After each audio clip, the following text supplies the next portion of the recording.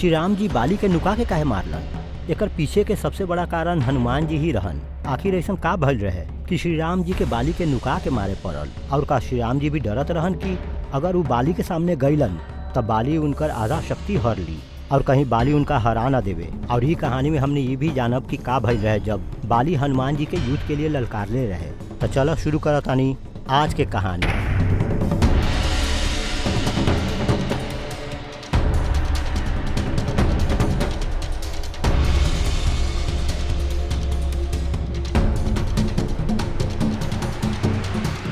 कथा में आगे बढ़े से पहले बाली के बारे में कुछ बात आप लोगों के जान लेवे के चाहिए।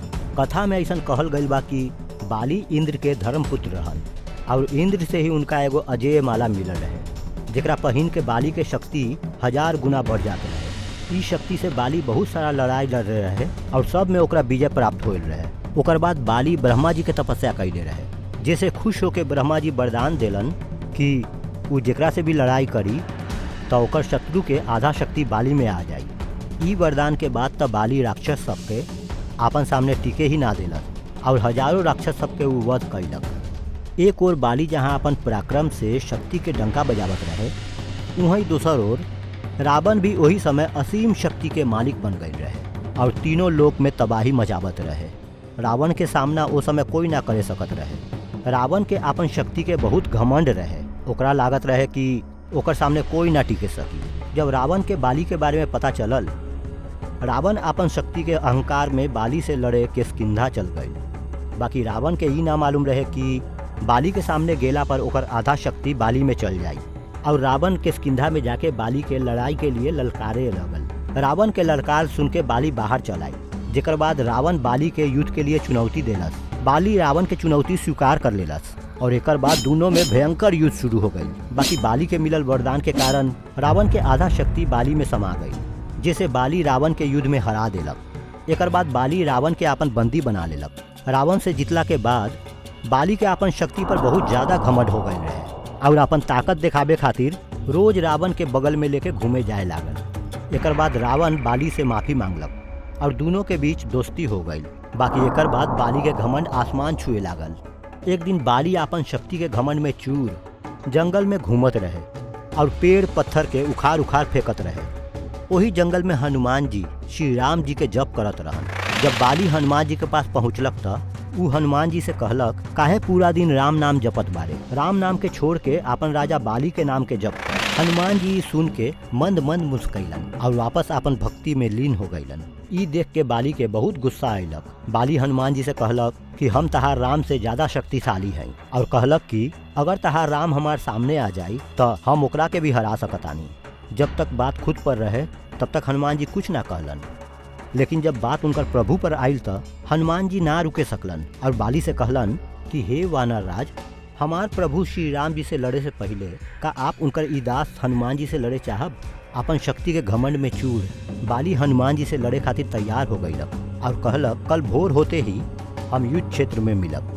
ई कह के बाली अपन कच्छ में चल गई और हनुमान जी वहीं राम नाम जापे लागल। जब ब्रह्मा जी के एकर बारे में पता चलल तब वो हनुमान जी के पास अइलन और हनुमान जी से कहलन कि ऊ युद्ध ना करस। हनुमान जी ब्रह्मदेव जी के प्रणाम कैलन और कहलन कि हे ब्रह्मदेव, जब तक बात हमार ऊपर रहे तब तक हम कुछ ना कहनी, बाकी अब बात हमार प्रभु पर आ गई बा, हम ई लड़ाई अवश्य लड़ब।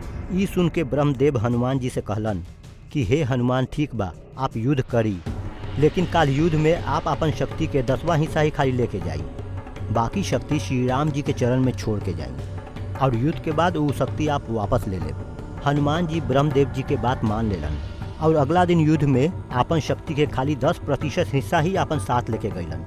बाली सोचलक कि हनुमान एगो छोटा सा वानर मात्र बा, एकरा तो हम एकर बिना शक्ति लेले ही हरा दे और दोनों के बीच युद्ध चालू हो गई। हनुमान जी जब लड़ाई में विजय होए लगलन त बाली हनुमान जी के आधा शक्ति लेवे के कोशिश कैलक और जैसे ही हनुमान जी के शक्ति बाली में जाए लागल त बाली के शरीर धीरे धीरे विशाल काय होए लागल। बाली समझे ना सकत रहे कि का होखता। बाली के शरीर फटे लागल रहे। बाली के ऐसा बुझात रहे जैसे ओकर शरीर के अंदर ज्वालामुखी फटे वाला बा और अभी तक बाली हनुमान जी के शक्ति लेवे शुरू ही कैले रहे, जेकरा उ झेले ना सकत रहे। बाली बेहोश हो ही वाला रहे कि तभी ब्रह्मदेव जी ओकर सामने अइलन आ कहलन कि बाली अपन जान बचावे चाहता रहता, हनुमान जी के नज़र से दूर चल जा। ई सुन के बाली वहाँ से भागे लागल। जैसे जैसे बाली हनुमान जी से दूर जात रहे वैसे वैसे ओकर शरीर ठीक होए लागल। और जब वो हनुमान जी से बहुत दूर चल गई था, बाली ब्रह्मा जी से एकर कारण पूछलक। ब्रह्मदेव जी बतैलन कि हनुमान जी के शक्ति असीमित और अपार बा। उ शक्ति के खाली हनुमान जी ही संभाले सकीहन। और हमरा कहला पर हनुमान जी ई युद्ध में अपन शक्ति के खाली 10वां हिस्सा ही लेके आयल रहन। और उ शक्ति के अंश मात्र से खाली तहार ई हाल हो गई। सोचा, हनुमान जी अगर अपन पूरा शक्ति के साथ अइतन त तहार का हाल होता। ब्रह्मदेव जी के बात सुन के बाली के अपन गलती के एहसास भेलक और ओकर घमंड चूर चूर हो गई। एकर बाद बाली हनुमान जी से माफी मंगलक और हनुमान जी से कहलक कि हनुमान जी आपके अंदर असीमित शक्ति बा, लेकिन फिर भी आप इतना शांत कैसे रहनी। और ये कह के बाली हनुमान जी से माफी मांगे लगल। हनुमान जी कहलन कि अगर माफी मांगे के ही बा तब प्रभु श्री राम जी से मांगा, हम तो उनकर एगो छोटा सा भक्त हैं। और ये कह के हनुमान जी बाली के अपन गला लगा लेलन। एकर बाद बाली श्री राम नाम के जयकारा लगाए लागल और ई लड़ाई शुरू होए से पहले ही खत्म हो गई। अब बात करतानी श्री राम जी बाली के नुका के काहे मारलन। दरअसल एकर पीछे कुछ तत्व रामायण में लिखल बा। श्री राम जी सुग्रीव के अपन मित्र बना लेले रहन और उनका के वचन देले रहन कि उ बाली के वध जरूर करीहन, काहे कि बाली के पाप के घड़ा भर गई बा। और क्षत्रिय होए के नाते उनका ई आदेश रहे कि कहीं भी कोई पाप करता तब पापी के दंड अवश्य देल जाओ।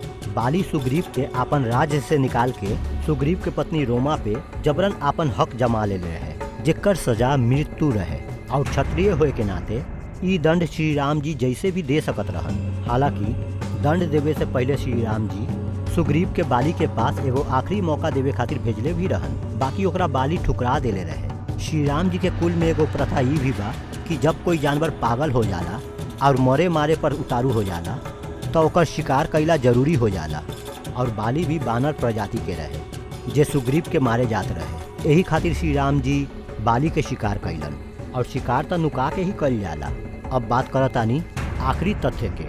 अगर श्री राम जी बाली के सामने आ जैतन तो बाली के मिलल वरदान के अनुसार बाली श्री राम जी के शक्ति के आपन अंदर लेवे के प्रयास करतन। और जैसे कि आप लोग जानते बानी, श्री राम जी के भक्त हनुमान जी के क्षण भर शक्ति से बाली के शरीर फाटे लागल रहे था।